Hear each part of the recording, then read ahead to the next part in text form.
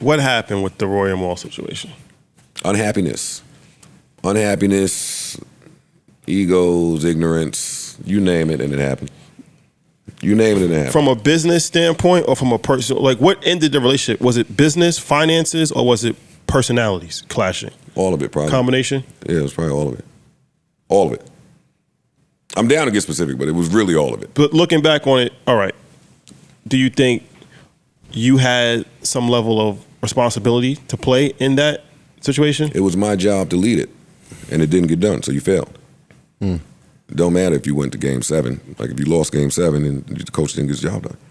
So that was my job. So is it a thing going forward of explaining to different people as far as this is the play, this is the financial play, this is the equity play, like so it's a clear level of understanding. We see it happen with a lot of different shows, right? Math Alpha, we just did his show. He had some people that actually left his show. It seems like this is something that's a reoccurring situation, not just with you, but on an ongoing basis from a variety of different shows. Yeah. So what is the issue? Because we would like to try to avoid the issue, to be completely honest with you about it. At the root of it is trust. At the root of it is probably trust. I don't want to speak for anybody else, but looking back, they clearly didn't trust me. And on the flip side, I didn't trust them. And no relationship could really prosper right like that, right? Like if I just take what I've heard them say in interviews, yo, we want a percentage, we want some equity or some shit. Like we want to own some shit, right? And I take that at face value. The truth is, if I'm being real, I didn't trust them in that capacity. And when you have to tell your friends, or when you trying to figure out how to tell your friends, hey, I don't trust you in this capacity. It's still unfair for you to say, but I want to keep you in this capacity. Like if y'all have a way to go grow and sprout, I don't want to step on it. But by the time, there's no time. That information is never divulged because on the flip side, there was no trust. So we're already looking at you a certain way.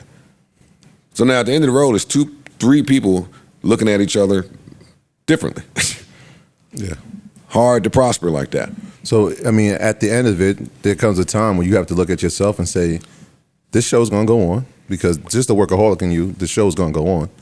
Am I going to do this by myself or do I need to find more people that I have to now trust and be more transparent with? Once you realize the show's going to go on, then everything is open. Blank canvas. I can do it by myself. I can get some friends. I could sit here and hold a live audition of amazing YouTube podcasters to come sit here. I could bring some girls in here. I could call celebs in here. Once you realize it got to go on. Yeah. Got to go on. The show must go on. Got to go on. That unless you think, huh? I said that probably would have been live if you had like pick my next host type situation. Well, if I was VH1 or somebody, I would do that, right? If I was Zeus, I would do that. Auditions for the real Joe, and it would have went. It would have went, definitely. And it would have went. Like, I'm not a dummy, but nah, it was about the merit involved. I'm glad that my friends were able to come through at a time where I needed them. I'm glad they were eager and willing to improve, embark on this journey with me, even though this is not their thing, entertainment. And they just don't give a fuck about no entertainment. I mean, that's what he's saying. I don't give a fuck about that shit. But he's having a good time. I'm glad they're having a good time. I'm glad I'm having it. Like, it's so much to be grateful for in this. I'm glad that everybody else is all right. I'm glad that this pod is able to be like some type of talent incubator. Like, I'm grateful. Do you see people change over the course? Like, you see somebody... Oh, guaranteed. Oh, guaranteed. I wait for it.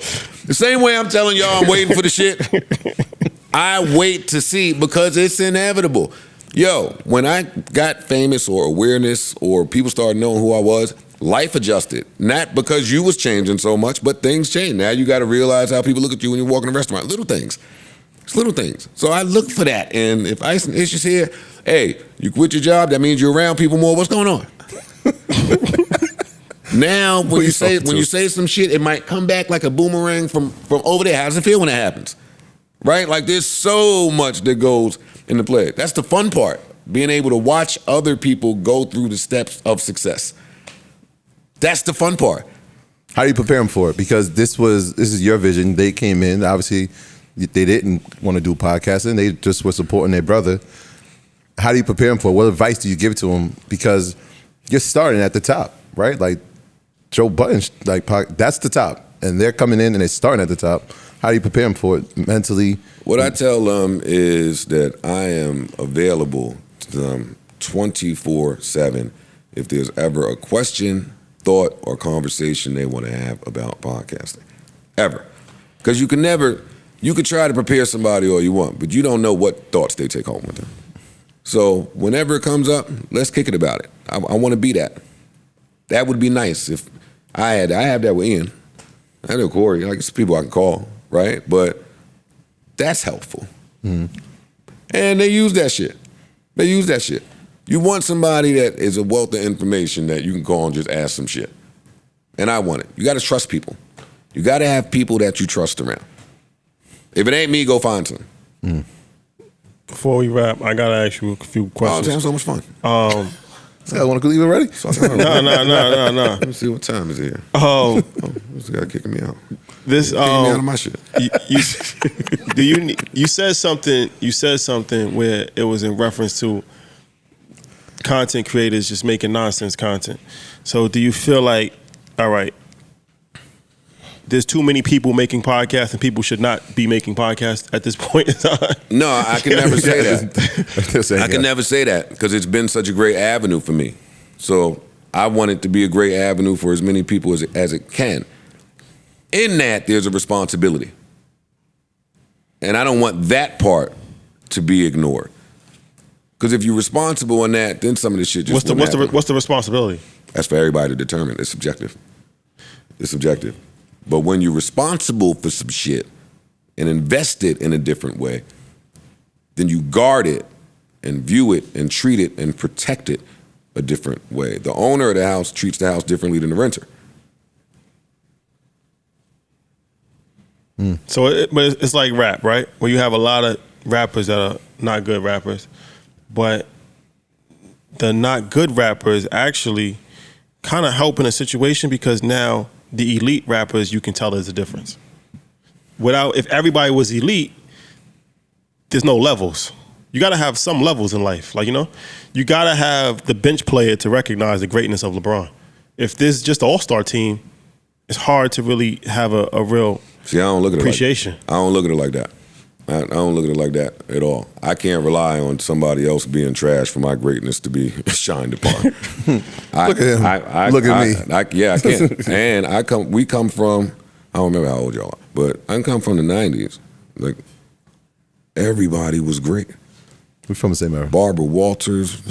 Hey, Channel 7, they had whoever was on, all of them niggas was great. From a media side. Yeah. It was a lot harder. And they still are Regis. They's geniuses around. Fucking, who's my man? All of them got the shows now on Netflix. Dave Letterman. Fucking, they all was great. Yeah. Hey, let's take it to daytime. They all was great. Ricky Lake, Jenny Jones, fucking People's Court. Every media personality was a classic. Richard Bank. Richard Bay! Jersey. Come on, man. Maury Povich. Maury. You talking Legend. about people that's 30 years, like you Legend. can't, Howard Stern, Opiate. Yeah. You didn't look around and just see, oh, there go the trash nigga. Oh, that nigga's really, really, really bad. There's the weak link. Yo, even ESPN. No, I love ESPN. Oh, man, let me watch how I say this. No, I love ESPN. The niggas that ain't the greatest, they hide them somewhere. They hide them somewhere. They tuck them niggas radio. Hey, midnight, it's me and Sam, sports. We don't give a fuck about ESPN 3. You and Mexico. Viva Mexico. Edition. ESPN there. Yeah.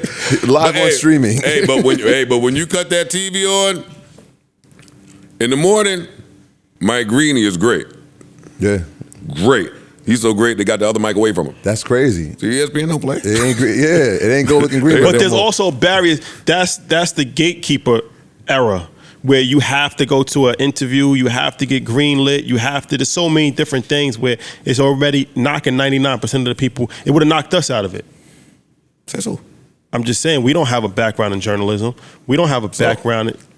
9 times out of 10, if we didn't have an opportunity to just create content just on our own and figure it out on the way. way. You're wrong. You're wrong. It goes back to what I said in the beginning of this. good that some of these niggas ain't getting paid. It's good. Because those that's meant to figure it out was going to figure it out regardless. That's I don't know what the fuck you saying. It's Lil X. Lil No, X I'm said- just Y'all would have figured it out in But- the 90s, But in the 2000s. Nah. Now, But I'm saying- it don't matter your tools. The But- great ones adapt and use what the hell is around. But we have opportunity now to do it ourselves. You didn't have the same opportunity in the 90s and the 2000s to do it yourself. You had to get put on through the tech ABC. caught up. The tech caught up. Yeah. Yeah, exactly. Yeah, tech changed That it. democratized the whole situation, good and bad. Now the bad side is that anybody can produce content, right? You got to deal with that. You always got to deal with the bad side with the good. Yeah. That Yeah.